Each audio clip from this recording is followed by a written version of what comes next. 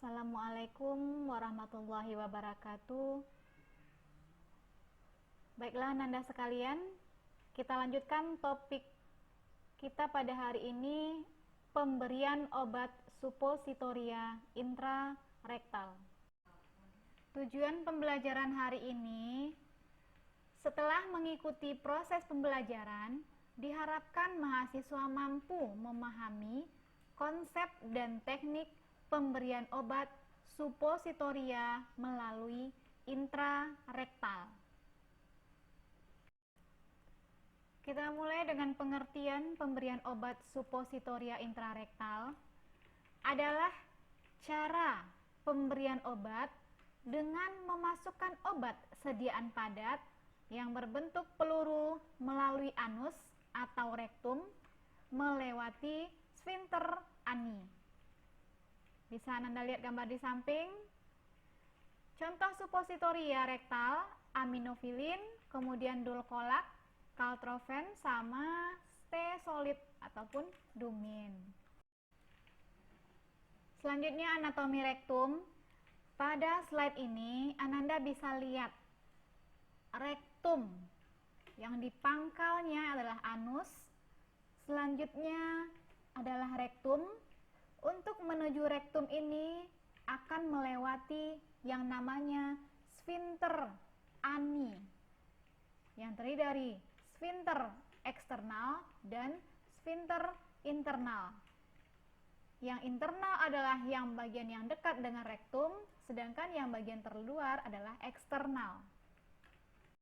Obat suppositoria intrarektal ini nantinya akan melewati sphincter ani ini, sehingga dari anus menuju sphincter ani, kemudian baru ke rektum. Indikasi pemberian obat suppositoria intrarektal ada beberapa, di antaranya gangguan defekasi atau buang air besar, misalnya pada saat BAB keras.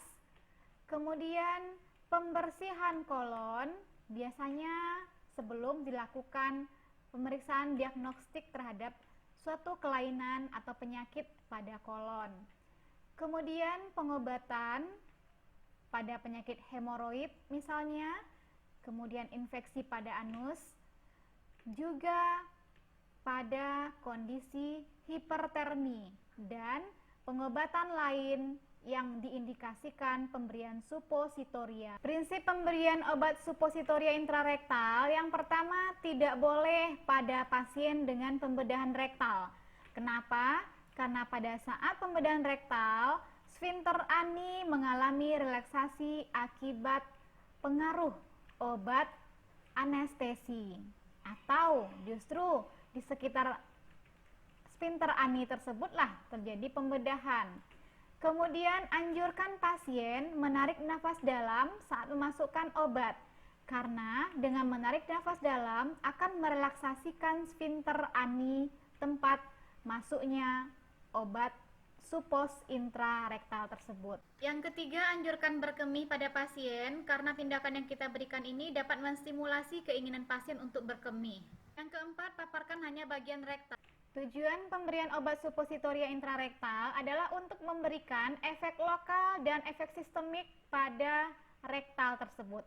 Efek lokalnya apa? Di antaranya untuk melunakkan feses dan juga untuk merangsang atau melancarkan defekasi akibat tadi buang air besarnya yang keras.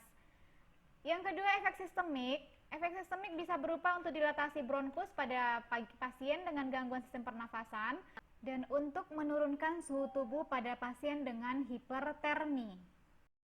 Selanjutnya, persiapan alat pemberian obat suppositoria intrarektal. Yang pertama, kartu obat. Dalam kartu obat ini berisi instruksi tentang pengobatan yang akan kita berikan pada pasien. Meliputi di sini ada nama pasien, kemudian jenis obat yang diberikan, kemudian dosisnya berapa, rutenya bagaimana, waktunya kapan pemberiannya, sehingga berpedoman kepada inilah kita memberikan obat kepada pasien. Yang kedua, obat dalam tempatnya. Di sini terlihat gambar obat suppositoria intrarektal yang masih dalam tempatnya. Yang ketiga, sarung tangan disposable. Sarung tangan inilah nanti akan kita gunakan untuk memasukkan obat ke dalam intrarektal. Kemudian yang keempat ada pengalas.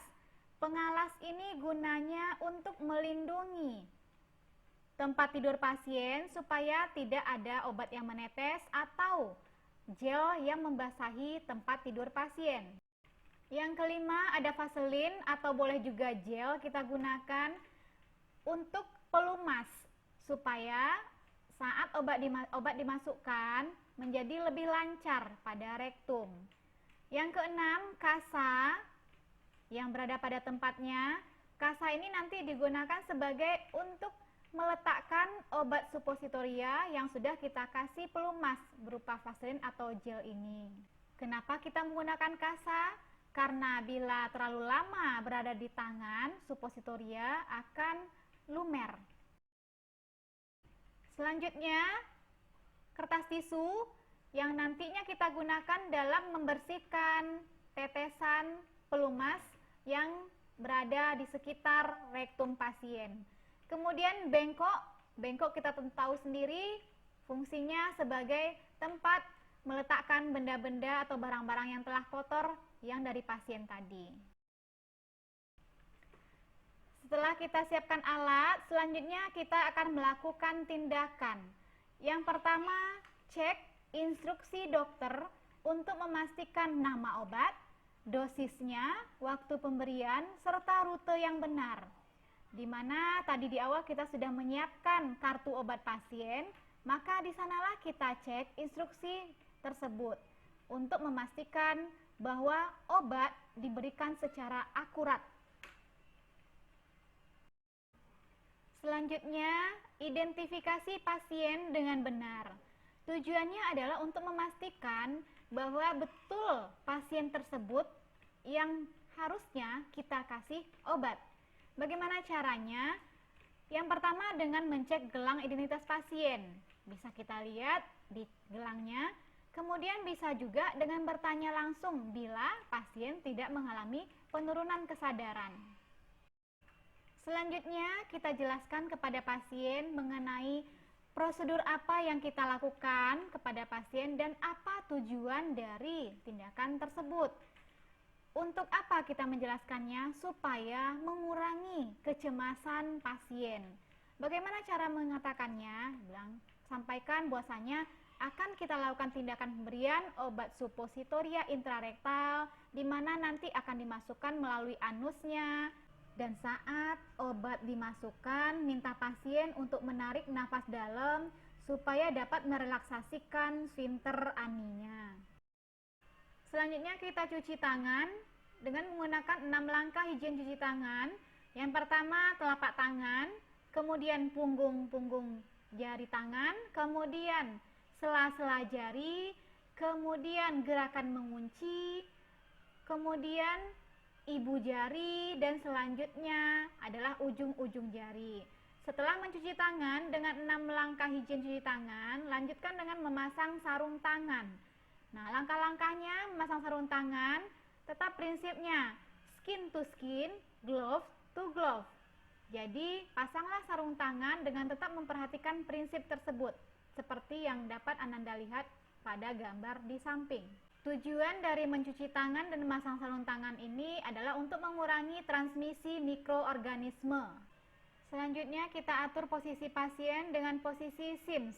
Dengan tungkai bagian atas difleksikan dan tungkai yang satu lagi diluruskan. Kemudian pasang di bawahnya perlak dan pengalas supaya tidak terjadi tumpah pada alas tempat tidur pasien. Kemudian selimuti dan eksposkan hanya areal rektum saja. Tujuannya apa? Untuk memudahkan masukkan obat dengan posisi tersebut dan tetap menjaga privasi pasien dengan hanya memaparkan area rektumnya pasien. Selanjutnya, buka obat supositoria dari pembungkusnya. Selanjutnya, beri pelumas berupa vaselin atau gel yang sudah kita siapkan tadi. Lalu, letakkan di atas kasa obat yang telah diberi gel atau pelumas tadi. Tujuannya apa? Pemberian gel untuk melancarkan pemasukan obat. Lalu kita berikan obat supositoria kepada pasien dengan cara minta pasien menarik napas dalam supaya relaksasi sfinkter aninya. Kemudian dengan tangan non-dominan regangkan glutea. Biasanya sebagian besar orang tangan non-dominannya adalah tangan kiri. Jadi dengan tangan kiri regangkan glutea. Tujuannya untuk membuka anus. Selanjutnya tangan yang dominan atau sebagian besar orang tangan dominannya adalah kanan.